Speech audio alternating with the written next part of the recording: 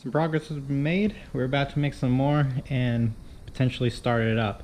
So off camera, last video I talked about the ignition wires needing to be replaced. So I've gone ahead and done that. You can see they're red, they're the 90-degree boots, and they're wrapped underneath the header on both sides. It's actually really clean. I'm actually really liking it. This side, get a nice good view of that. It looks really good and it's away from the heat, and I don't need to run the wire protector boots at all. This side is going to work out amazing, perfect, don't need to change a thing. Here you can see the wires. There we go. The passenger side, I may need to change. I may not be able to run underneath because the downpipe is going to come down to where the AC compressor was, and it's going to go right under this manifold. So I don't want the spark plug wires to be too close to either pipe. So I may have to buy the plug protectors and actually run them from the top. We'll see. Maybe they'll work down there, but for now, for testing, they'll work. And in case you weren't aware, like I wasn't until I tested this, I just used regular old small block 350 wires and they fit. So I actually had some leftovers from the 75 C10, some leftovers from the 79, and tested it. It worked. So ordered up a set of just the cheapest. These are, or the ones that are in there are 10.5 millimeter wires. Threw them in there with the 90 degrees and they work perfectly. Next up is O2 wiring. So I was able to undo the harness here and pull out just enough, move the harness forward towards the alternator just a little bit and plug it in, and there's enough slack, it's fine. So that's gonna work. I don't have to do any modification there. Maybe one day extend the wiring and tuck it somewhere so it's nice and neat. The driver's side though, we're not even close to being lucky. The connector is all the way down there, way past, it's basically by the bell housing down there that you can't even see. And we gotta go all the way up to here. So we're gonna have to extend it. I measured it, we have to extend it about 2 feet. So I found a bunch of scrap 16 gauge wire that we're gonna use. Got 4 different sets of colors, and that's gonna work perfectly. So I don't want to modify this, even though this would be the easiest way to modify. Just cut this, extend this, plug it in back there. I don't want to modify this if I don't have to, because if I ever have to replace an O2 sensor, I want to be able to just buy one from the parts store, put it in, plug it in, we're good. So I'm going to modify the harness coming down by the bell housing there. So I'm going to do that actually from underneath the car. We're going to extend it about 2 feet, so let's get started. Not really going to be able to show you much, so just talk you through the process real quick. Bought these heat shrink butt connectors. Actually was running low, so I picked up a new set. These were like $5-6. Underneath the car, you can see I've gone ahead and spliced into the harness back here. We have the heat shrink connectors. I'm gonna most likely throw another tube of heat shrinking on here just to clean it up so you don't see the butt connectors. So now we have this wiring. Let's bring it up to the top and start working on the top side. All right, it is done. I just kind of tucked it up. Have it right here with the fuel line, zip tied to the brake booster hose so the wire is nice and out of the way. And then back there, you can see a little bit of the wire. It's just electrical taped, so it's nice and clean, looks pretty good, and you can't even tell. There it is. Looks nice and good. Got the dipstick in, almost forgot about that. It fits perfectly. It's tight in there, but it's not touching the header or anything, and it's not moving. I did have to pull out that header bolt, slide this in there, and then tighten the header bolt back up, but it's good. It's in there. So at this point we are about ready to start it up. Just gotta hook up the battery. Oh, I gotta add oil to that. So let me do those things and then we'll get back when we're ready to start it up. Got the car pushed out. We are ready to do a first start in this. I moved around the oil pressure line, that T fitting that or actually Y split fitting that I have in here. Tighten everything down just a little bit just to make sure, give it the best chance of not having an oil leak, but only way to know for sure is to run it. So we don't have the serpentine belt on, nothing's driving the water pump, so I'm not going to let it run that long, but just a few seconds should be enough to tell me if we have major oil leaks or what. That's the whole goal of starting this. So I got the cover off the turbo, off the inlet. We're ready to just see what happens. Got earplugs in because this is going to be loud.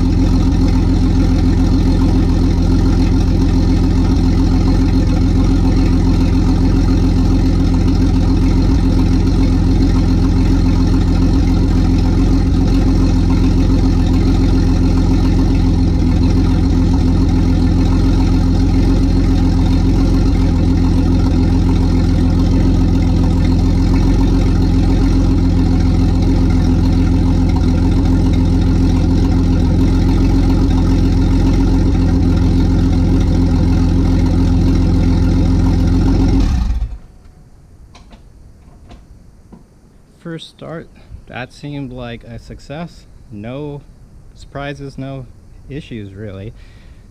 It kind of just did its thing, and it is not that loud at all. I mean, granted I had earplugs in, so I'm not really getting the sense of sound, but that was not loud. I thought that was going to be incredibly loud. Turbos really do act like mufflers. So all this smoke is just burning off my finger oils and whatnot. All good stuff. That's great that it started up. Also means my wiring for the O2 sensor was somewhat decent, at least for now. I did hear an exhaust leak, but I don't have that clamp tightened at all, so I'm pretty sure that's what that was. And so far no oil leaks, but I'm sure as the engine warms up and things expand, we might have some surprises later on, but no glaring obvious oil leaks. I didn't leave anything loose or anything like that. Awesome. So good news, it started and no surprises, so I can comfortably move on to everything else. Just gonna go over a few upcoming things, or just some things I'm thinking about. I need to do something about this front grille area. I'm not putting that plastic one on because it looks horrible.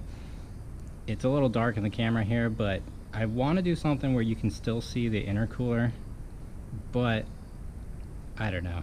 I need to do something. If I just cut out the entire thing and don't do anything, it's gonna look like a toothless catfish. So maybe I cut it out and put like a mesh in front. Maybe that will work. They call it the billet grills, where it's just lines of aluminum in front of it. That could work too. Maybe paint that black. Still kind of debating, but I gotta do something. Obviously I need an air filter if I want to run it much longer. Gonna have to find something that fits just about here.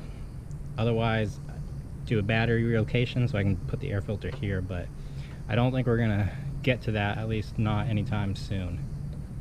Already mentioned I need to relocate this to an area over here. That's no big deal. It's just I gotta drain the power steering fluid. That's my only holdup, but I'll get that done. Obviously bumper's not actually on, just have two push clips here just kind of supporting it. I'm going to run with the bumper off when I'm ready to actually test the boost in it. That way I can check for leaks and whatnot. So loosely leaving that. Got to do something about mounting the radiator. I've seen people cut up the factory radiator mounting air intake thing, so that way it's just plastic tabs that just hook here. I'm thinking about that, but I'm gonna have to drill some holes to shorten it since I've moved the radiator this way about 4 inches. So gotta figure out something. Obviously I'd like to do a stand-up radiator, but that involves buying a different radiator, cutting some stuff, and I don't want to do anything that's gonna cause me to not be able to use this to hoist the engine up, or the body up, basically. And I'm not leaving this like this. As cool as that would be, not gonna do it. Gonna point it down, and that's probably gonna be the next thing I work on, actually. Starting to build out the exhaust. We'll have to do all that cutting and welding and figure it out. And probably gonna do that first because I need to figure out the belt situation. I've seen different things online, and I'm debating between swapping out the tensioner with a ribbed pulley and just kind of deleting AC and the idler, or replacing the idler with a ribbed pulley and keeping the idler. I'm kind of leaning that route, so we'll see. Whatever I have room for with the exhaust. I don't know exactly what building this exhaust is going to entail. Turning this down and shooting out where the AC compressor was before, but we'll get there when we get there. So thank you for watching. I'll see you in the next one.